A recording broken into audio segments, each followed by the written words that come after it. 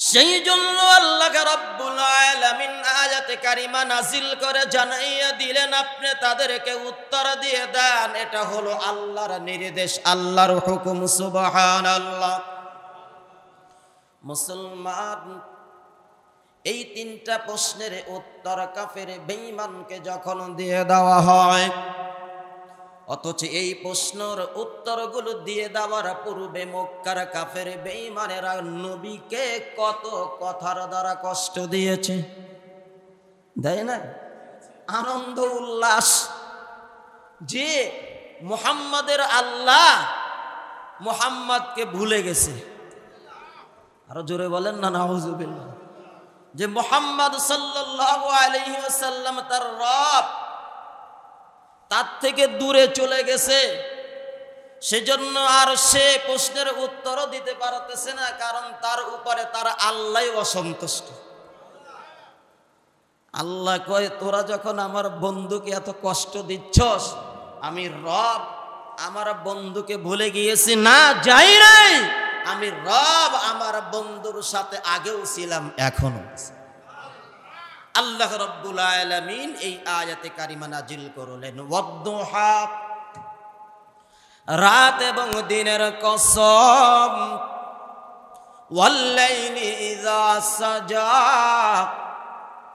রাত যখন গভীর হয় সেই গভীরতার কসম, মা ওয়াদ্দাআকা রাব্বুকা, আমি রব আমার বন্ধু নবী মুহাম্মদ সাল্লাল্লাহু আলাইহি ওয়াসাল্লামকে ভুলে যায় নাই। ওয়া মা ক্বালাক, আমি তার উপরে রাগান্বিতও হই নাই। দাঁত ভাঙ্গা জবাব দিল কি দিল না? কথা বলেন না কেন? দাঁত ভাঙ্গা জবাব। কাফের বেঈমানদের সামনে জিবরাইল কোরআন নিয়ে চলে আসলেন, দাঁত ভাঙ্গা জবাব দিলেন। শুধু এখানেই শেষ নয়, ওয়ালাল আখিরাতু খায়রুল লাকা মিনাল উলা, ওয়ালাল আখিরাতু খায়রুল লাকা মিনাল উলা, আপনার জন্য দুনিয়ার চেয়ে, আপনার উম্মতের জন্য, আপনার সাহাবায়ে কেরামদের জন্য দুনিয়ার চেয়ে আখিরাত উত্তম। ওয়ালাল আখিরাতু খায়র, আপনার জন্য, আপনার উম্মতের জন্য দুনিয়ার তুলনায় আখিরাত উত্তম। আমি আল্লাহ আপনাকে জানাই, আমাদের জন্য দুনিয়া উত্তম নাকি কোনটা?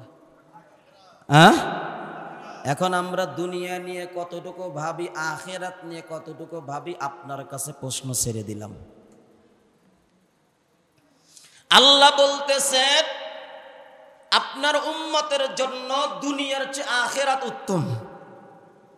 এখন আমাদের কাছে কোনটা উত্তম হয়ে গেছে? আপনার বিবেকের কাছে প্রশ্ন, আপনি আপনার বিবেককে প্রশ্ন করেন, উত্তর পেয়ে যাবেন। এখন যদি আল্লাহর কথা অনুযায়ী, নবীর কথা অনুযায়ী আমার জীবনটা মিলে যায়, আলহামদুলিল্লাহ। আর যদি আল্লাহর কথা, নবীর কথা অনুযায়ী যদি আমার জীবনটা যদি তাদের সাথে না মেলে, তাহলে আমার মতো পোড়া কপালওয়ালা আর দুনিয়াতে আর কেউ হতে পারে না। সেই জন্য আল্লাহ জানাইয়া দিলেন, ওয়ালাল আখিরাতু খায়রুল লাকা মিনাল উলা, আপনার জন্য, আপনার উম্মতের জন্য দুনিয়ার চেয়ে আখিরাত উত্তম। ওয়ালা সাউফা ইউতিকা রাব্বুকা ফাতারদা,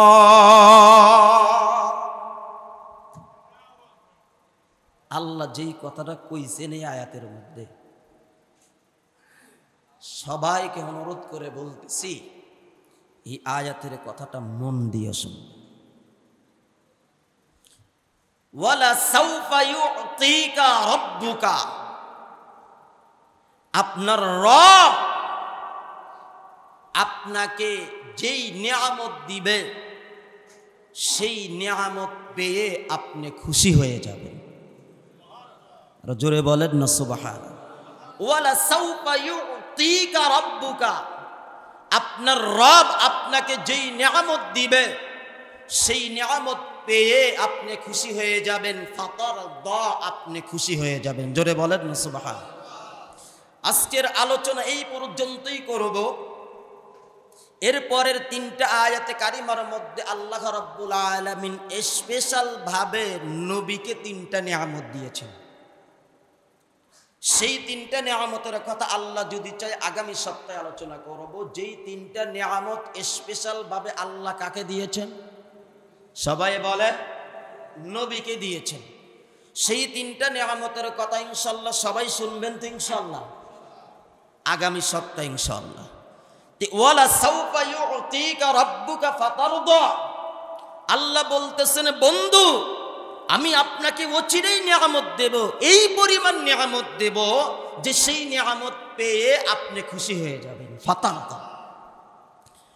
এই আয়াতে কারিমা নাজিল হওয়ার পর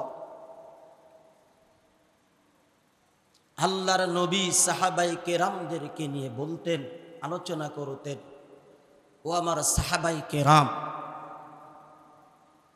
আল্লাহ তো বলেছে অতি সত্য অচিরেই আমাকে আল্লাহ যেই নিয়ামত দিবে আমি আল্লাহ ওই নিয়ামত পেয়ে আমি খুশি হয়ে যাব। ও আমার সাহাবায়ে কেরাম তোমরা শুনে রেখো, আমি নবী ততক্ষণ পর্যন্ত খুশি হব না যতক্ষণ পর্যন্ত আমার একজন উম্মত জাহান্নামে থাকবে, ততক্ষণ পর্যন্ত আমি নবী আল্লাহর উপরে খুশি হব না। সুবহানাল্লাহ। শুনে মনে হলো সবাই রোজাদার। আরো জোরে বলেন না সুবহানাল্লাহ। আল্লাহর সাথে নবীর কথোপকথন।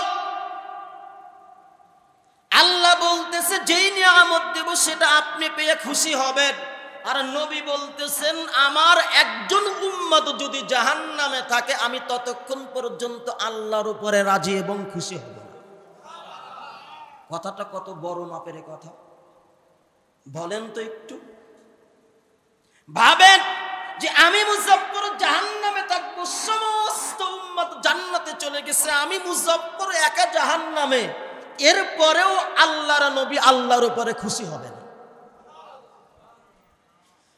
নবী বলতেছেন আমার যতক্ষণ পর্যন্ত আমার সব উম্মত আদর্শ উম্মত জান্নাতে না যাবে, সবাই যতক্ষণ পর্যন্ত জান্নাতের মেহমান না হবে ততক্ষণ পর্যন্ত আমি নবী আল্লাহর উপরে খুশি হব না। সেই জন্য মুসলমান হযরত আলী রাদিয়াল্লাহু তাআলা আনহু থেকে হাদিস বর্ণিত, আল্লাহর নবী বলেন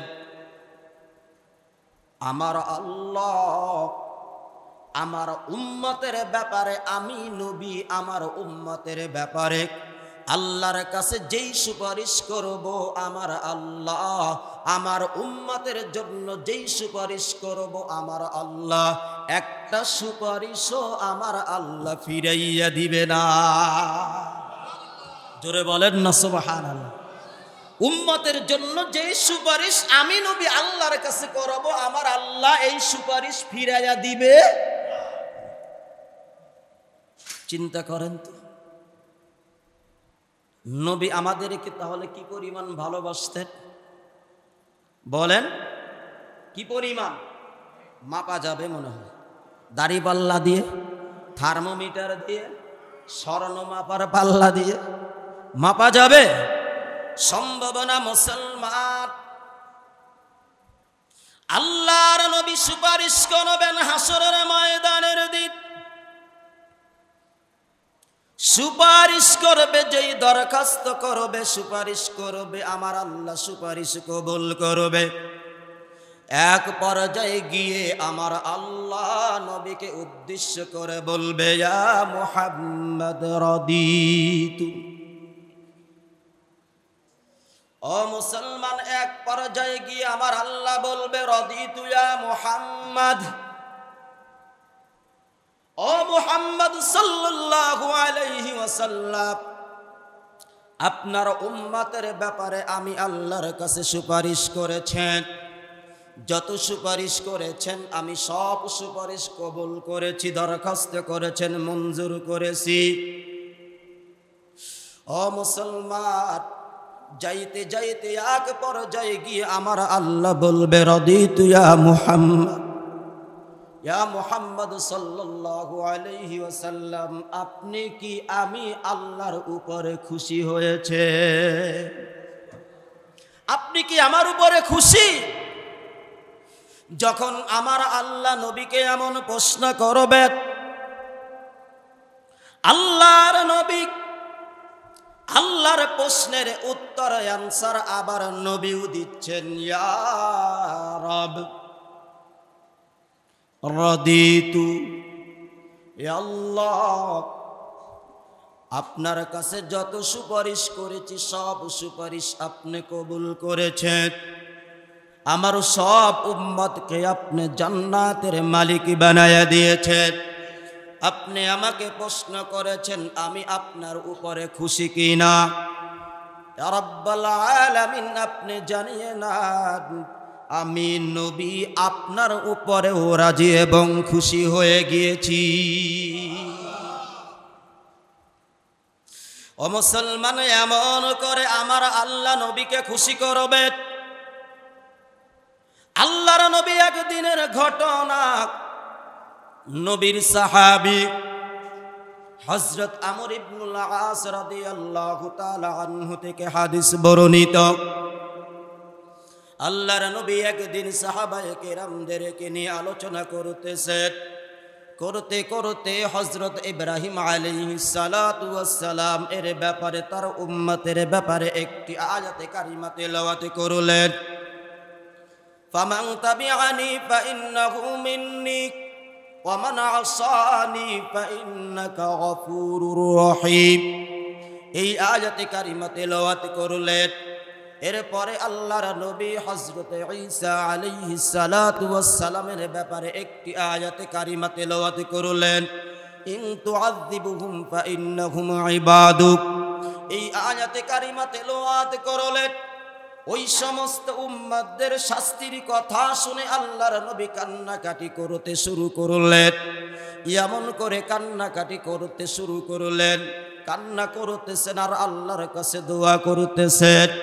আল্লাহর নবী যখন এমন করে কান্না করতেছেন, দুইটা চক্ষু দিয়ে ঝরঝর করে পানি জমিনের মধ্যে পড়ে যাচ্ছে, বেয়ে যাচ্ছে। আল্লাহ রাব্বুল আলামিন নবীর কষ্ট হোক এমন চায়? সবাই বলে চায় না। আল্লাহ রাব্বুল আলামিন জিবরাইলকে বললেন, ও জিবরাইল যাও, আমার বন্ধু কেন কান্না করে, কান্নার কারণটা জিজ্ঞাসা করো। আমার আল্লাহ জানে কি জানে না? সবাই বলে জানে কি জানে না? আল্লাহ জানে বন্ধু কেন কান্না করে, জানে। এরপরেও আল্লাহ রাব্বুল আলামিন জিবরাইলকে পাঠাইয়া দিলেন, জিবরাইল যাও, আমার বন্ধু কেন কান্না করে, কেন কান্না করে। আল্লাহর নবী শুধু কান্না করতেছে, আল্লাহুম্মা উম্মতি, আল্লাহুম্মা ইয়া উম্মতি। আল্লাহর নবী শুধু উম্মত উম্মত বলে কান্না করতেছে। আল্লাহর নবীর কাছে জিবরাইল আসলো। আসার পরে বলতেছেন, ইয়া রাসূলুল্লাহ, আপনি কেন কান্না করতেছেন? কান্নার কারণ আমার আল্লাহ জানতে চেয়েছেন। সুবহানাল্লাহ বলবেন। আপনি কেন কান্না করতেছেন? আপনার কান্নার কারণ আমার আল্লাহ জানতে চেয়েছে। এবার নবী জিবরাইলকে জানাইয়া দেয়, ও জিবরাইল যাও, আমার রব আমার আল্লাহকে জানাইয়া দাও, আমি নবী আমার উম্মতের মাগফিরাতের কামনায় কান্না করি। আমি নবী কান্না করতেছি আমার উম্মতের মাগফিরাতের জন্য।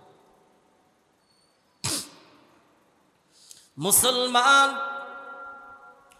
নবী উম্মতের মাগফিরাতের জন্য কান্না করতেছে।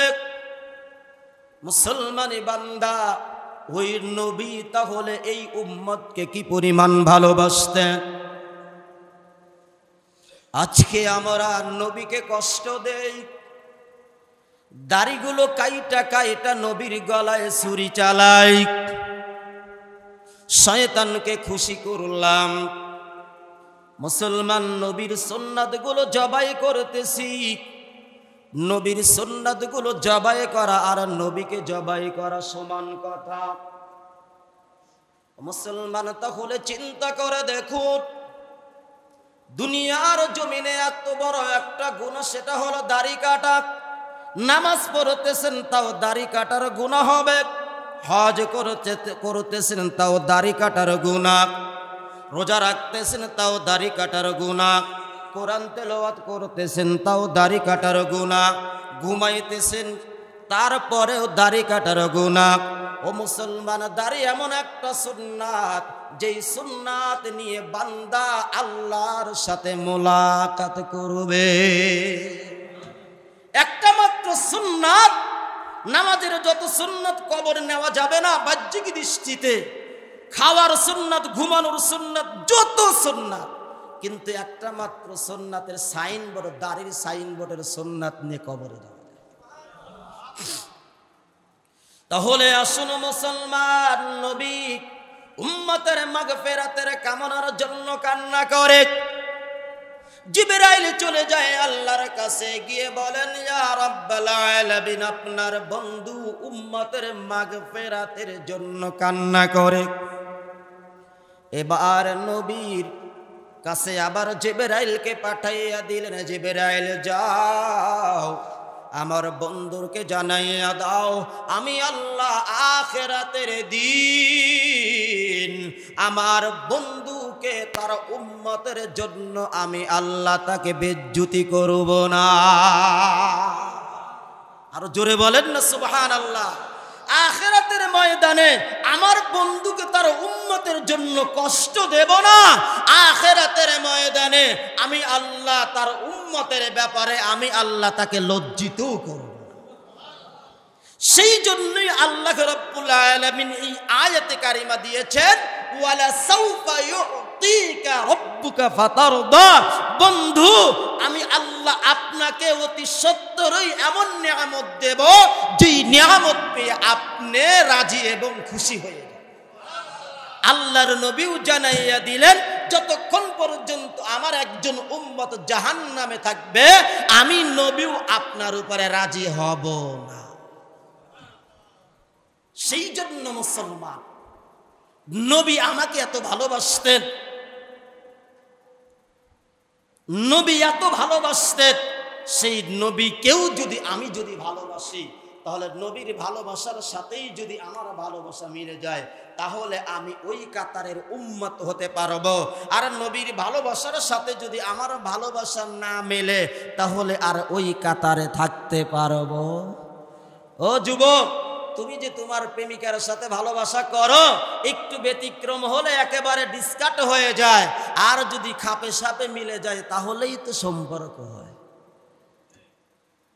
ঠিক আসতে বললেন যে আপনাদের মনের মধ্যে মনে হয় ভালোবাসা নাই। কথা সত্য নাকি মিথ্যা? স্বামী স্ত্রী মনের সাথে মন মিললেই আলহামদুলিল্লাহ, যদি না মেলে বাজার থেকে বাজার করে আনলে সেটার ঘরে ঢোকে না, ঢেল দিয়ে একেবারে ঘরের দরজায়। কথা বলেন না কেন? সেই জন্য আসুন নবীকে ভালোবাসি। তাহলে নবী আমাকে যেভাবে ভালোবাসতেন, আমিও যদি নবীকে সেইভাবে ভালোবাসি, তাহলেই আমার জন্য নবীর সুপারিশ শাফাআত। কথা বলেন ঠিক কিনা? আল্লাহ তাআলা যেন আমাদের সবাইকে আজকের এই সংক্ষিপ্ত আলোচনা বুঝে আমল করার তৌফিক দান করেন ইনশাআল্লাহ। আল্লাহ যদি চায়, আগামী সপ্তাহে নবীকে যে আল্লাহ স্পেশাল 3টা নিয়ামত দিয়েছেন এই সূরার মধ্যে, আয়াতে কারিমার মধ্যে, সেই বিষয় নিয়ে আলোচনা হবে। আল্লাহ যেন আমাদের সবাইকে আগে আগে এসে আলোচনা শোনার তৌফিক দান করেন। সবাই বলি আমিন। যারা সুন্নত পড়ে না, 4 রাকাত সুন্নত পড়ে নিই।